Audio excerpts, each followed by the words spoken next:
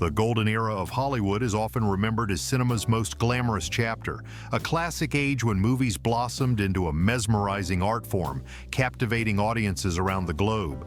Iconic actors graced the silver screen, creating timeless portrayals that still resonate deeply today. Yet beneath the glittering facade of old Hollywood lay whispers of scandal, dark secrets and mysteries that studios desperately tried to conceal. Beyond the dazzling premieres and celebrated films existed a hidden reality, one filled with sensational rumors, controversial relationships, and unsolved mysteries involving some of cinema's most beloved actors. As we peel back the elegant curtain of classic film history, we uncover unsettling truths and provocative speculations that continue to fascinate, disturb, and intrigue generations of movie lovers. Welcome to Hollywood's darker side, where nothing was quite as it seemed and reality often became stranger than fiction. Thomas Ince's story stands out as one of Hollywood's most whispered-about mysteries, casting a lingering shadow over the golden age. Known primarily for his behind-the-scenes genius, Ince was instrumental in shaping early movie-making practices and played a pivotal role in establishing major studios that would eventually become household names. While his work was widely admired within the industry, his life took a startling turn in 1942 when financial troubles began to mount. At the time, Ince was fast approaching his 42nd birthday, and despite the looming specter of bankruptcy, he insisted on commemorating the occasion in grand style. Ince's close friend, William Randolph Hearst, a larger-than-life figure in his own right, offered his luxurious yacht as the perfect setting for an unforgettable birthday celebration. A guest list soon materialized, including luminaries such as the wildly popular Charlie Chaplin, along with various other Hollywood insiders who were no strangers to opulent gatherings on the high seas. By all accounts, the night began in the typical spirit of revelry, with abundant food, flowing drinks, and a sparkling sense of possibility that belied the host's mounting financial strains. As the evening progressed, events took a dark turn. The official account, as recorded at the time, described Ince succumbing to severe indigestion that allegedly spiraled into a fatal case of heart failure. According to this version, the party was cut short and Ince was urgently ferried ashore in Los Angeles, where a local doctor briefly examined him before sending him home. Tragedy struck the following day when news broke that the pioneering producer and director had passed away, never recovering from what was initially diagnosed as a stomach ailment. Almost immediately, rumors spread like wildfire through Hollywood's gossip mills. Some claimed the indigestion report was nothing but a smokescreen to hide a far more sinister truth. In the most repeated version of the conspiracy, Hearst, in a fit of jealous rage, found Chaplin engaged in overly friendly conversation, or worse, with Hearst's companion, the actress Marion Davies. Enraged, Hearst allegedly fired a shot meant for Chaplin but instead mortally wounded Thomas Ince. These rumblings gained traction when people began to question the unusually rapid cremation of Ince's remains. Further fueling the speculation was the allegation that certain key witnesses, those who might have been sober enough to observe exactly what happened, were silenced through lucrative contracts or discreet payouts. Hearst's immense power, both in the media and in Hollywood, made it easy to bury sensitive information. Documents seemingly vanished, and any testimony about a firearm discharge on the yacht was swiftly discredited. Over time, the rumor mill churned out endless variations on the story. Some versions insist that a single bullet sealed Ince's fate, while others suggest a drunken scuffle gone horribly wrong. Regardless of the particulars, the hush surrounding Ince's death planted the seeds of a mystery that continues to captivate film historians and fans of old Hollywood scandal. Did a stray bullet truly claim the life of a legendary figure? Or was it, as official records maintain, a tragic yet natural demise of a visionary overwhelmed by stress and health complications? No conclusive proof has ever surfaced to confirm or deny the rumors, leaving many to debate the case in perpetuity. What is clear is that Thomas Ince's passing marked the abrupt end of a career that helped shape an entire industry, and it remains one of the most enduring puzzles from Hollywood's infancy. A cautionary tale of celebrity, ambition, and the deadly secrets that might lurk beneath the glamorous veneer of stardom. Howard Strickling's reputation in old Hollywood resembled that of a clandestine fixer, a figure studios turned to for their most dire predicaments. As head of publicity at MGM, his job was simple in theory: maintain a polished and profitable image for every star under contract. In practice, however, it meant navigating and often manipulating the raw, messy truths that lurked beneath Tinseltown's glamorous facade. Hollywood in those days thrived on a narrow definition of female perfection. Actresses, especially, were expected to appear spotless, gorgeous, chaste, and eternally young. When that delicate image risked shattering if, for instance, an actress became pregnant, Strickling was the man called in to arrange quick, secret remedies. Rumor had it he facilitated countless hush-hush procedures. Whispers even claimed that actresses had little choice in the matter and that Strickling's smooth negotiations with medical professionals earned him a notorious nickname behind closed doors. For many stars, the stakes were impossibly high. A sudden pregnancy could derail a carefully crafted career, cutting short big-money productions and tarnishing the studio's brand. Allegedly, big names like Judy Garland, Jean Harlow, Joan Crawford, and Bette Davis all had him on speed dial. Bette Davis, in particular, was rumored to be stunned she could conceive after so many forced terminations, another unsettling footnote in Strickling's whispered resume. If the rumors were true, Strickling's influence went far beyond mere publicity spin. He was said to manage a network of discreet doctors, one of them grimly nicknamed Dr. Killcare, who would step in when scandal threatened to break. Whether these stories bear any resemblance to fact or sprang from the tabloid's fertile imagination remains a matter of debate. Still, the very existence of such persistent talk underscores how desperate the Golden Age machine was to keep its beautiful illusions intact, even at tremendous human cost. Labor Day of 1921 began like any Hollywood soiree might: celebrity guests, flowing drinks, and a lavish atmosphere fit for a headlining star. Yet by the night's end, one of the industry's brightest comedic talents, Roscoe "Fatty" Arbuckle, found himself at the center of what would become Tinseltown's first massive scandal.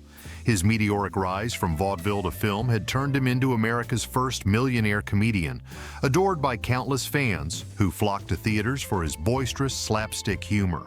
All that changed when he crossed paths with aspiring actress Virginia Rappe at a hotel party in San Francisco.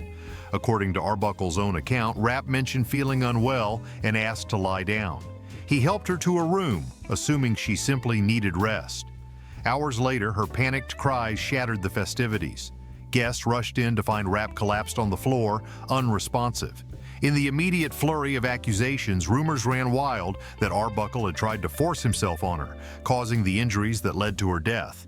Some claim she cried out, "He did this to me," fueling an already frenzied media. Arbuckle, for his part, maintained he was elsewhere in the suite's bathroom when Rappe's health spiraled. No evidence confirmed a physical struggle. She remained fully clothed, and medical reports from the time suggested complications that may have begun well before their encounter. Still, the tabloids latched onto every sensational angle, fanning the flames of suspicion and public outrage. What followed was a courtroom spectacle of unprecedented scale. 3 separate trials played out amid feverish press coverage. By the end, Arbuckle was acquitted with an official statement expressing outright sympathy. Jurors declared him entirely free of guilt. But by then, his once illustrious career lay in ruins. Many theaters refused to show his films, and once faithful admirers suddenly turned their backs. Decades later, questions linger. Was Roscoe Arbuckle an innocent man caught in the crosshairs of a scandal-hungry media? Or did he bear some responsibility for the tragedy that befell Virginia Rappe? The truth, as is so often the case in Hollywood legends, remains tangled in rumor and conjecture, leaving the Fatty Arbuckle case an enduring symbol of how swiftly the world can condemn, even in the absence of definitive proof. Clara Bow burst onto the Hollywood scene in the early 1920s, a decade still firmly rooted in conservative ideals, and she shook those ideals to the core. Dubbed the It Girl for her vivacious screen presence and flapper charm, Bow quickly became one of the most sought-after actresses in silent films. Fans adored her carefree energy and striking looks, but behind the glamour, rumors began to swirl that she lived as wildly as the roles she portrayed.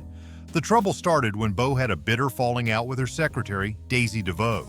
Resentful and feeling wronged, DeVoe quit, making off with stacks of sensitive documents that belonged to Bow. These files reportedly included the actress's personal letters, financial statements, and, more concerning, revelations about her private life.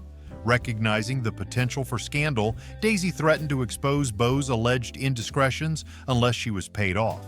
Clara, known for her headstrong nature, refused to be extorted and promptly sued DeVoe. In a twist that exemplified Hollywood drama, the courtroom spectacle backfired on Beau. Instead of vindicating the actress, the trial unleashed a flood of salacious accusations. Whispers grew into headlines. Rumors painted her as promiscuous to a shocking degree, claiming she orchestrated late-night parties with entire football teams and actively pursued married men.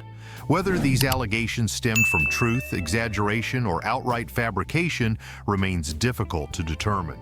Yet the media pounced, reveling in the scandalous narrative that the era's greatest it girl was no paragon of virtue. The ordeal took a toll on Beau's personal life, overshadowing her film triumphs. Critics who once hailed her for redefining feminine allure now fixated on unproven stories of excessive desire and shattered propriety. Though Clara Beau's legacy would eventually survive this tempest of rumors, the episode stands as a stark reminder of how quickly Hollywood's brightest stars could be consumed by its unrelenting rumor mill. Judy Garland's rise to stardom remains one of Hollywood's most iconic success stories, yet her journey, according to numerous rumors, was anything but charmed. From a very early age, she possessed a voice that left powerful studio executives in awe. MGM co-founder Louis B. Mayer reportedly spotted her at just 13, instantly recognizing an extraordinary talent. He supposedly declared he didn't care about her acting chops or her appearance. All that mattered was her stunning vocal gift. But as Garland grew older, that promise soon turned dark under the weight of industry demands and punishing studio tactics. Behind the curtains of glamour and the adoration of millions, Judy found herself in a suffocating environment. Whispers swirled that the studio decreed her body type was not marketable enough. She was allegedly forced onto drastic diets and subjected to constant ridicule. Some accounts claim she was called harsh names like fat little pig with pigtails, eroding her self-esteem and fueling the insecurities that would haunt her throughout her career. Her diet was said to consist of little more than black coffee, chicken soup, and special pills that suppressed her appetite, and she was given virtually no say in the matter. Beyond the food restrictions, other rumors point to more disturbing practices. It was claimed she was coerced into smoking dozens of cigarettes a day, the rationale being that the habit would further stifle hunger pangs and keep her weight down. In an era when the commercial success of a star was measured in dollars and headlines, any deviation from the studio's ideal image was met with harsh rebukes. Some insisted that Garland, still a vulnerable teenager, was reduced to a mere commodity, prized for her ability to captivate audiences, yet trapped by those who saw her only as an investment. As she transitioned from child star to adult performer, the psychological toll reportedly worsened. Studio pressure to maintain a pristine public image meant her struggles had to be buried under a polished facade. When her first marriage didn't magically solve her underlying problems, rumors suggest the studio's executives tightened their grip on her still further, imposing new obligations, reassigning her to relentless production schedules, and dictating her personal life. By her late 20s, Judy Garland was said to rely on a dizzying combination of pills simply to function day to day. Though there were genuine triumphs, timeless musical performances, and an outpouring of public affection, these were increasingly overshadowed by the alleged brutality behind the scenes. Eventually, Judy's health flagged and her personal life began to unravel. While some dispute just how far the studio actually went, the persistent rumors of forced diets, over-medication, and unrelenting scrutiny reflect a darker reality. That Judy Garland's enduring legacy was forged in an environment where an unyielding pursuit of star quality too often eclipsed basic compassion for the very performer who brought that magic to life. In the land of make-believe, truth and fiction often blur, and this theory adds a haunting layer of darkness to an already mysterious case. Some suggest that digging deeper reveals uncanny details that strengthen the possibility of some hidden truth. After all, Hollywood has never been short on bizarre stories, especially when its glamorous veneer peels away. Perhaps the real intrigue lies in how these legends continue to captivate our collective imagination, growing more unsettling each time they resurface. In the end, whether they're fact or fabrication, such tales prove that Tinseltown's most enduring myths are often the ones we can't quite explain away.